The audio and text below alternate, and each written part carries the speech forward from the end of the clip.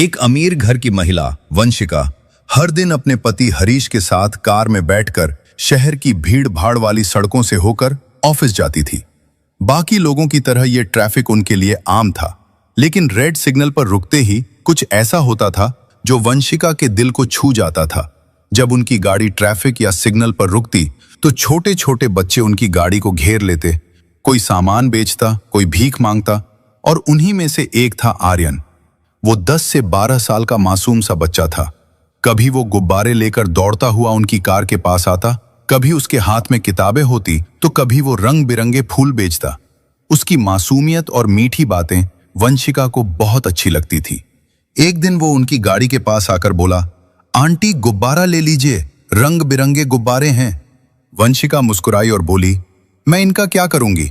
आर्यन बोला, आंटी अपने बच्चे को दे देना, आपके बच्चे खुश हो जाएंगे। वंशिका हंसते हुए बोली, अरे मेरे बच्चे नहीं हैं। आर्यन ने मासूमियत से सिर हिलाया और कहा, आंटी ले लो ना, सुबह से एक भी नहीं बिका है। उसकी ये बात वंशिका के दिल में उतर गई। उन्होंने आर्यन से 2 गुब्बारे खरीदे और उनकी कार आगे बढ़ गई। कई दिन बाद फिर से उसी सिग्नल पर वंशिका को आर्यन खड़ा हुआ दिखाई दिया, लेकिन इस बार उसके हाथों में किताबें थी। वंशिका ने मुस्कुराकर पूछा, क्या बात है, आज गुब्बारे नहीं हैं? आर्यन बड़ी मासूमियत से बोला, आंटी गुब्बारे फट जाते हैं, जिससे काफी नुकसान हो जाता है। आज आप किताब ले लीजिए, बस 20 रुपए की ही तो है। जरूरत न होने के बावजूद वंशिका ने किताब खरीद ली। धीरे धीरे उन दोनों के बीच एक अजीब सा लगाव पैदा होने लगा और वंशिका को आर्यन बहुत अच्छा लगने लगा। हर बार वहां से गुजरते समय वंशिका उससे कुछ न कुछ खरीद लेती और चुपचाप उसकी हथेली पर पैसे रख देती, जिससे आर्यन के चेहरे पर मुस्कान तैर जाती। उसकी मासूम मुस्कान वंशिका को किसी मरहम की तरह सुकून देती थी। लेकिन अगले दिन जब वंशिका की कार सिग्नल पर रुकी तो अचानक उसकी नजर सड़क किनारे बिखरी हुई किताबों पर पड़ी। उसे तुरंत आर्यन का ख्याल आया। वंशिका बेचैन होकर शीशे के बाहर देखने लगी। उसका दिल जोर जोर धड़क रहा था। तभी कुछ बच्चे भागते हुए उनकी गाड़ी के पास आए और बोले, मैडम आप आर्यन को ढूंढ रही हैं ना? हाँ, कहाँ है वो? उन बच्चों ने कहा, दीदी उसका तो अभी थोड़ी देर पहले एक्सीडेंट हो गया है। वंशिका की सांसें रुक सी गई। ये सब कैसे हुआ? उसकी हालत कैसी है? बच्चा बोला, दीदी एक कार वाला उसे टक्कर मारकर भाग गया। उसका सिर फट गया था। लोग उसे अस्पताल लेकर गए थे, लेकिन हमने लोगों को बातें करते हुए सुना है कि उसका बचना बहुत मुश्किल है। वंशिका के हाथ कांपने लगे। न जाने क्यों उसकी आंखों से आंसू बहने लगे। वंशिका के दिल में एक अजीब सी टीस उठी, लेकिन उसे जरा भी अंदाजा नहीं था कि ये दर्द सिर्फ एक बच्चे का नहीं, बल्कि ये हादसा उनकी जिंदगी की सबसे बड़ी सच्चाई सामने लेकर आने वाला था।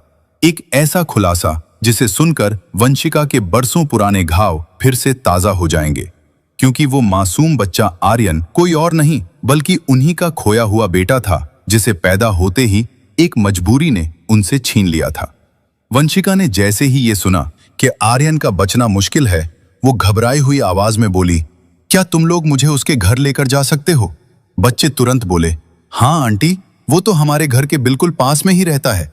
वंशिका ने हरीश की ओर देखा। उसकी आंखों में बेचैनी साफ झलक रही थी। वंशिका ने कहा, हरीश मुझे यहीं उतार दो, मुझे कुछ भी अच्छा नहीं लग रहा है, मुझे उसे देखने जाना ही होगा। हरीश ने गहरी सांस ली और बोला, ठीक है तुम चली जाओ, मुझे तो दुकान खोलनी है, लेकिन जो भी हो मुझे तुरंत फोन करना। हरीश ने उसे वहीं उतार दिया। वंशिका ने एक छोटे बच्चे को साथ लिया। वो ऑटो में बैठी और घबराए दिल के साथ उस गली की तरफ निकल पड़ी जहां आर्यन रहता था। थोड़ी दूर आगे चलकर बच्चे ने ऑटो रुकवाया, लेकिन जैसे ही वंशिका नीचे उतरी तो अचानक उसकी नजर एक बुजुर्ग महिला पर पड़ी। उसे देखते ही वंशिका सन्न रह गई। ये तो वही औरत है। वो उस महिला को बहुत अच्छी तरह जानती थी।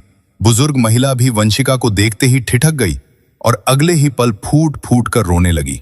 वो कांपती आवाज में बोली, मैं तेरे बेटे को बचा नहीं पाई। वंशिका के पैरों तले जमीन खिसक गई। क्या वो मेरा बेटा आर्यन था? बुजुर्ग महिला ने आंसू पोंछते हुए कहा, हाँ वही तेरा आर्यन था। बस इतना सुनना था। वंशिका ने दहाड़े मारकर रोना शुरू कर दिया। मैं कितनी अभागन हूं, बरसों बाद मेरा बच्चा मेरे सामने खड़ा था और मैं उसे पहचान भी न सकी। वंशिका रोते रोते बोली, वो कहाँ है? अब कैसी हालत है उसकी? मुझे उसे देखना है। गली में वंशिका के रोने की आवाज सुनकर मोहल्ले की औरतें भी इकट्ठी होने लगी। एक ने पूछा, ये कौन है? ये इतनी बेचैन क्यों है? आर्यन की दादी ने आंसू पोंछते हुए कहा, अरे यही तो उसकी असली माँ है। ये सुनते ही गली में सन्नाटा छा गया। किसी को भी यकीन नहीं हो रहा था कि इतनी अमीर औरत का बच्चा इस हालत में कैसे जी रहा था। वंशिका रो रो कर पुकार रही थी, आर्यन, मेरा बच्चा आर्यन। उसकी दर्द भरी पुकार से पूरा मोहल्ला गूंज रहा था। आर्यन और वंशिका की इस सच्चाई को समझने के लिए हमें समय में थोड़ा पीछे जाना पड़ेगा। साल 2015 में जब वंशिका सिर्फ 19 साल की थी, तब उसे विजय नाम के लड़के से प्यार हो गया। वो दोनों शादी करना चाहते थे, लेकिन वंशिका का परिवार इस रिश्ते के खिलाफ था। लाख कोशिशों के बाद भी जब घर वाले नहीं माने, तो आखिरकार एक दिन वंशिका ने अजय के साथ भागकर शादी कर ली। वो दोनों उसी शहर में एक छोटा सा किराए का घर लेकर रहने लगे। लेकिन वंशिका के इस कदम से उसके परिवार ने वंशिका से हर रिश्ता तोड़ लिया। 1 साल बाद वंशिका ने एक प्यारे से बेटे को जन्म दिया, जिसका नाम उन्होंने आर्यन रखा। उसी दौरान वंशिका को एक ऐसी सच्चाई पता चली जिसने उसकी हंसती खेलती जिंदगी को तबाह कर दिया।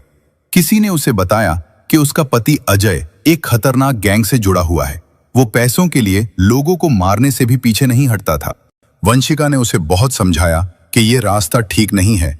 जिन लोगों के लिए तुम ये सब करते हो, देखना एक दिन यही लोग तुम्हें भी मरवा देंगे और हमारी जिंदगी तबाह हो जाएगी। वंशिका के समझाने के बाद भी अजय नहीं बदला, और फिर वही हुआ जिससे वंशिका हमेशा डरती थी। एक दिन अजय के दुश्मनों ने उसकी जान ले ली। अजय की मौत के बाद वंशिका टूट गई। अब उसके पास ना तो घर था, ना कोई सहारा। वो मायके भी नहीं जा सकती थी। अगर उसके पास कुछ था तो उसका बेटा आर्यन था। अब वंशिका के जीने का आर्यन ही एक सहारा था। लेकिन उसी दौरान वंशिका के माता पिता को भी अजय की मौत की खबर मिल गई थी। वो लोग वंशिका के पास आए और बोले, बेटी, जो हुआ सो हुआ, लेकिन तू अभी जवान है, हम तेरी दूसरी शादी करा देंगे, पर उसके लिए एक शर्त है, तुझे इस बच्चे को भूलना होगा। ये बात सुनकर वंशिका सन्न रह गई। वो हकलाते हुए बोली, मैं अपने बच्चे को कैसे छोड़ दूं? उसके घर वालों ने उसे समझाया कि अगर ये बच्चा तेरे साथ रहेगा तो फिर कौन तुझसे शादी करेगा। इसी दौरान अजय के माता पिता भी वहां पहुंच गए। उन्होंने भी वंशिका को समझाया कि बेटी, तू दूसरी शादी कर ले, आर्यन को तो हम पाल लेंगे, ये हमारा भी तो बच्चा है। बहुत सोचने समझने के बाद नम आंखों से वंशिका ने अपना मासूम आर्यन उसके दादा दादी को सौंप दिया और अपने माता पिता के साथ चली गई। वंशिका के माता पिता ने अपनी बेटी के अतीत को भुलाने के लिए हरीश नाम के लड़के से उसका रिश्ता तय कर दिया। लड़का अच्छा और संस्कारी था, इसलिए कुछ मुलाकातों और बातचीत के बाद परिवार वालों ने हरीश और वंशिका का रिश्ता तय कर दिया। लेकिन इस रिश्ते की नींव एक बहुत बड़ी सच्चाई को छिपा कर रखी गई थी। हरीश से वंशिका का अतीत छिपाया गया। उसे बताया गया था कि वंशिका अविवाहित है। कुछ दिनों बाद उन दोनों की धूमधाम से शादी हो गई। शादी के बाद वंशिका मुंबई आ गई। हरीश मुंबई में ही रहता था। वंशिका की सुंदरता और उसकी शालीनता से वो इतना प्रभावित हुआ था कि शादी के बाद वो हर किसी से यही कहता था, मैंने दुनिया की सबसे अच्छी लड़की से शादी की है। हरीश की हिल रोड मार्केट में मोबाइल की बड़ी दुकान थी, जिसे चलाने के लिए कर्मचारी रखे हुए थे। उसका काम इतना अच्छा चलता था कि घर में कभी पैसों की कमी महसूस नहीं होती थी। धीरे धीरे वंशिका भी दुकान पर उसका हाथ बटाने लगी। वो दोनों साथ में काम करते, एक साथ बैठकर चाय पीते। वंशिका हरीश के साथ हंसी खुशी जिंदगी गुजार रही थी। लेकिन किस्मत का खेल देखिए, जब वंशिका की दुनिया संभल ही रही थी, तभी अचानक उसके छोड़े हुए बच्चे आर्यन की जिंदगी में फिर से तूफान आ गया। उन दिनों आर्यन के दादा का अचानक देहांत हो गया। उनके जाते ही घर के हालात खराब होने लगे। आर्यन की चाची रोज झगड़ा करने लगी और ताने मारने लगी कि इस बच्चे की माँ तो इसे छोड़कर भाग गई है, अब हम ही क्यों पालें? इसे अनाथ आश्रम दे दो, कुछ तो बोझ कम होगा। लेकिन आर्यन की दादी किसी चट्टान की तरह अडिग थी। वो कहती थी, ये तो मेरा अजय है, ये मेरे बेटे की आखिरी निशानी है, मैं इसे कहीं नहीं जाने दूंगी। आर्यन को लेकर रोज रोज झगड़ा होने लगा। एक दिन आर्यन की बड़ी बुआ वहां आई। उन्होंने देखा परिवार में हर तरफ तनाव ही तनाव है। बुआ ने दादी से कहा, माँ जी, अगर घर में इतना झगड़ा हो रहा है तो आप आर्यन को मुझे दे दो। मेरे 2 बेटे हैं, मैं इसे भी अपने साथ मुंबई ले जाऊंगी। दादी ने तुरंत ना में सिर हिलाया और कहा, नहीं, मैं किसी पर भरोसा नहीं कर सकती। जब तक मैं जिंदा हूं ये मेरे साथ ही रहेगा। बुआ ने समझाया कि ठीक है माँ जी, आप भी मेरे साथ चलिए। इस तरह आर्यन अपनी दादी के साथ मुंबई आ गया। समय बीतता गया। आर्यन अब 10 साल का हो चुका था। वो थोड़ा शरारती हो गया था और दुनिया को अपने ढंग से समझने की कोशिश कर रहा था। एक दिन उसने देखा उसकी उम्र के बच्चे रोज पैसे लेकर घर लौटते हैं। आर्यन ने उनसे पूछा, तुम पैसे कहां से लाते हो? बच्चों ने हंसते हुए कहा, हम मुंबई की सड़कों पर रेड सिग्नल से गुजरने वाली गाड़ियों के पास जाते हैं और लोगों से मांग लेते हैं। आर्यन के मन में भी पैसे कमाने की इच्छा हुई। वो बोला, कल मैं भी तुम्हारे साथ चलूंगा। लेकिन उसकी दादी ने उसे सख्ती से मना कर दिया कि बेटा, भीख मांगना बहुत बुरी बात है। आर्यन ने नटखट मुस्कान के साथ कहा, दादी, मैं भीख थोड़े ही मांगूंगा, मैं तो गुब्बारे बेचूंगा। दादी चाहकर भी उसे रोक न सकी और यूं आर्यन ने कुछ गुब्बारे खरीदे और रेड सिग्नल पर बेचने जाने लगा। कभी फूल, कभी गुब्बारे, कभी किताबें, जो भी उसे सही लगता वो उसी को बेच देता। लेकिन उसी दौरान अनजानी राहों से उसकी असली मां वंशिका उसकी जिंदगी में आ चुकी थी। वो दोनों रोज एक दूसरे के सामने होते थे। वंशिका के दिल में उसे देखते ही ममता उमड़ पड़ती थी, लेकिन वो इसे इत्तेफाक समझती रही। वो दोनों पास होकर भी एक दूसरे से अनजान थे।